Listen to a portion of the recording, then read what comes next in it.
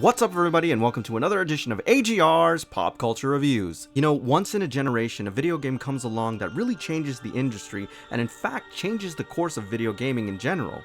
Shadow of the Colossus is that game. Originally debuting on the PlayStation 2 in 2005, Shadow of the Colossus was an incredibly ambitious game and light years ahead of its time.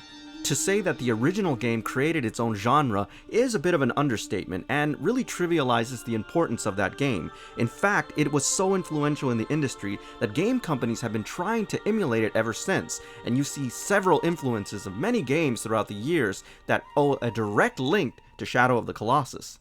Prior to 2005, games were really kind of secularized into certain categories: platformers, shooters, action-adventure games, etc.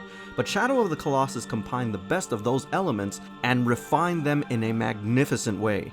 Fresh off the critical success Ico in 2001, Sony Interactive Entertainment would embark on one of its most ambitious projects to date. The original Shadow of the Colossus really captivated gamers and will always have a special place in my heart. A few years ago, fans of both Ico and Shadow of the Colossus were treated to an HD version on the PlayStation 3, which was good enough. But this is something different. This is really a reimagining of the original game, and I have to say it's pretty impressive. Now, I wasn't able to review the original Shadow of the Colossus, so it does give me great pleasure to be able to review this game for another generation. This is Shadow of the Colossus. Now, on the surface, this title may seem like it would have a very simple premise. A young warrior travels into a forbidden land to save or retrieve the soul of a loved one. And to be fair, at least initially, one could accuse Shadow of the Colossus of falling into a common trope, where a young warrior has to travel into a distant land and save a princess. But that's where you would be wrong. Shadow of the Colossus really takes this narrative and common theme in video games and really turns it on its head, adding layer upon layer of complexity and moral ambiguity. You see, in exchange for saving the soul of your loved one, there is a high price to pay, and it's essentially going on a quest to slay 16 Colossi. And this is just one of the many departures that really sets Shadow of the Colossus apart from other video games. First of all, there is very little narrative, and in fact, the language that you hear to our ears is really gibberish. Even though you have subtitles, you kinda have to figure out, through subtle nuance, what is being asked of you, and I think this is absolutely brilliant. In this regard, because you're not bogged down with constant exposition, the emotional impact that you have later on in the game is amplified, and this is one of the strengths of Shadow of the Colossus.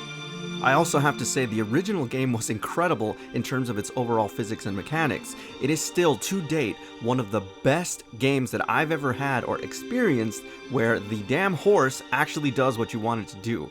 The mechanics here are very refined, and here is just amplified because of the beauty of the updated graphics. This is still an absolutely amazing experience, especially if you guys like to ride horses throughout the countryside.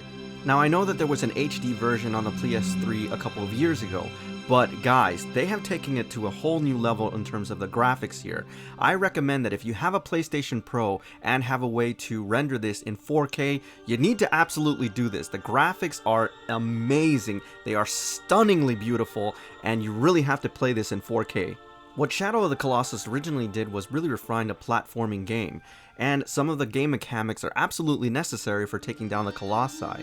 Things like a gauge meter. You're only equipped with a sword and a bow, and that's it. That's all you have, and your one companion is your horse Agro, which will help you out significantly throughout your quest. You have to pay close attention to that gauge meter though, because once it runs out, you're gonna fall off of anything or any surface that you were clinging onto. And trust me guys, you will be clinging on a lot.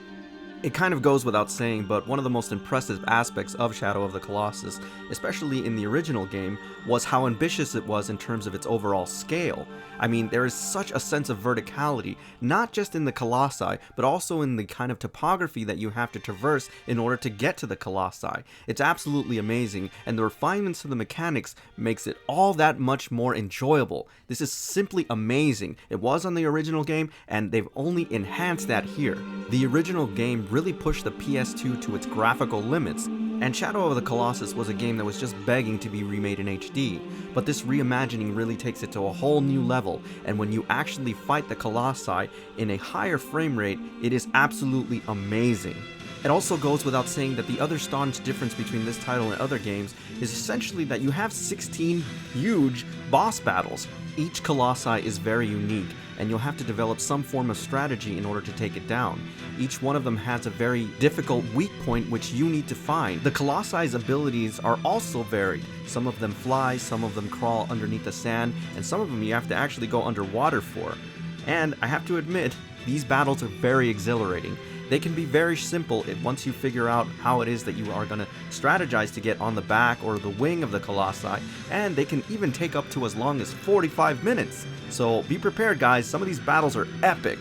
Perhaps one of the best parts of this game is that you're going to have moments when you're going up against these Colossi that are truly breathtaking and almost imposing at sometimes. Each one of them is a very unique challenge and puzzle in and of itself. Some of them you wonder how the hell you're ever going to take them down, but that's the best part of this game. Now I also have to mention that there's also a moral implication here once you've slain these Colossi. I have to tell you, the first time I took one down on the original game, I actually felt bad about it. I felt like I was doing the wrong thing. And this is the incredible part about this game, is what makes it very emotional. You're not sure if you're on the right side or if what you're doing is the good thing. Do the ends justify the means? And that's just one of the very critical questions that this game really tries to pose to the player.